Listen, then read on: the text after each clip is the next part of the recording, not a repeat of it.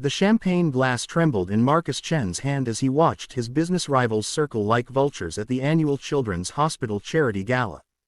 $3 billion in net worth, a tech empire spanning continents, and yet he felt utterly alone in a room full of people who only saw dollar signs when they looked at him. His latest venture had just collapsed spectacularly, and tonight's event would determine whether he could salvage his reputation or watch his life's work crumble into nothing.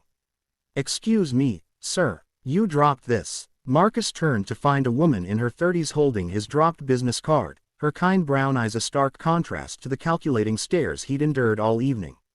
She wore a simple black dress that had seen better days, her hands slightly rough from honest work, and there was something refreshingly genuine about her smile that made his chest tighten with an emotion he couldn't name. "Thank you," he said, studying her face. "I don't believe we've met." "Elena Rodriguez," she replied, tucking a strand of dark hair behind her ear. "I work at the Children's Hospital. Night shift custodial." The irony wasn't lost on him.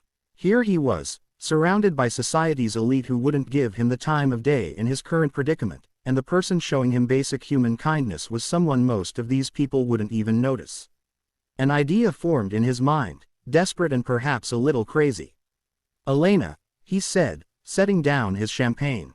"I know this sounds insane, but I need your help. Would you pretend to be my date tonight? I'll pay you whatever you need."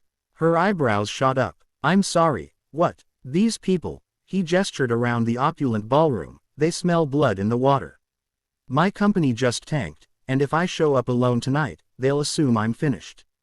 But if I have someone by my side, someone who genuinely cares about me." He trailed off, realizing how pathetic he sounded. Elena studied his face for a long moment. "You're Marcus Chen, the tech billionaire, former billionaire, apparently." She was quiet, then asked, "What's really going on here, Marcus?" Something about the way she said his name, without the usual reverence or calculation, made him want to tell her everything. "My company developed software to help hospitals manage patient care more efficiently. We were going to revolutionize healthcare, make it more accessible, more human. But my business partner embezzled funds and sold our technology to a competitor. Everything's gone. But you're at a charity gala. Because if I don't secure funding tonight, the Children's Hospital loses its biggest tech upgrade. 300 kids won't get the advanced monitoring systems they need." His voice cracked slightly. "I failed them." Elena looked around the room, taking in the designer gowns, the excessive displays of wealth, the networking happening over champagne while children lay in hospital beds just miles away. When she looked back at Marcus, there was something different in her eyes. "Okay," she said simply. "I'll help you." Just like that. "I see those kids every night, Marcus. If there's a chance to help them, I'm in." What happened next defied every expectation Marcus had about the evening. Elena didn't just pretend to be his date, she transformed the entire dynamic of the room. When introduced to potential investors, she didn't speak about profit margins or market share. Instead, she told them about 8-year-old Maria who drew pictures for the night cleaning staff, or Tommy who always saved half his pudding to share with his roommate.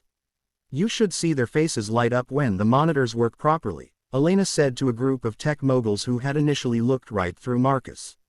"When they can video call their families without the connection dropping, when the nurses can respond faster because the alerts actually work. That's what this technology does. It gives hope." Marcus watched in amazement as hardened business executives leaned in, genuinely interested. Elena wasn't pitching his company, she was sharing her heart, and somehow that was more powerful than any presentation he'd ever given. By the time the formal presentations began, something magical had happened. Elena had turned Marcus's business proposal into a human story, one that resonated in ways his spreadsheets never could. But as he stepped up to the microphone to make his pitch, Marcus realized he'd learned something more valuable than any funding could provide. "Ladies and gentlemen," he began, his voice stronger than it had been all evening. 6 months ago, I thought success meant disrupting markets and maximizing profits. Tonight, I learned it means something else entirely, thanks to someone who shows up every night to care for children she's never met, who takes pride in making sure their rooms are clean and safe, who remembers their names and their stories." He found Elena in the crowd, her eyes wide with surprise. Elena Rodriguez reminded me tonight that technology is only as good as the humanity behind it. She doesn't see profit margins when she looks at our monitoring systems. She sees kids who sleep better knowing help is just a button press away. She sees families who can say goodnight across continents. She sees hope. The room was completely silent. I'm not here tonight asking for an investment in my company, Marcus continued. I'm asking for an investment in her vision. In the belief that technology should serve our highest human values, not replace them. That success isn't measured in stock prices, but in the number of children who get to go home healthy to their families. When he finished speaking, the applause was thunderous, but Marcus only had eyes for Elena, who was wiping tears from her cheeks. 3 hours later, they had secured more funding than Marcus had dared to hope for. But as they stood on the hospital steps where Elena's shift was about to begin, the money seemed secondary to what had really happened that evening. Thank you, Marcus said, knowing the words were inadequate. You didn't just save my company tonight. You reminded me why I started it.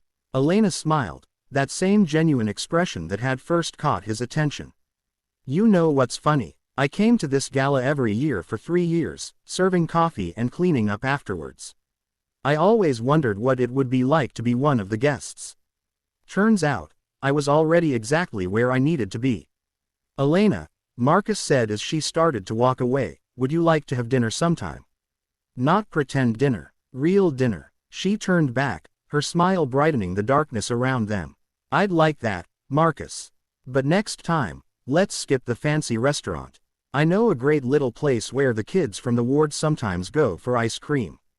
You'll love it. As Marcus watched her disappear into the hospital, her footsteps echoing in the quiet hallway where she'd spend another night caring for children, he realized that sometimes the most extraordinary people are hiding in the most ordinary moments.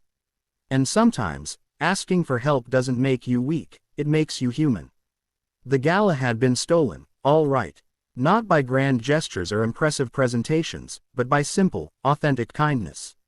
By someone who understood that the greatest wealth isn't what you accumulate, but what you give away, one small act of caring at a time.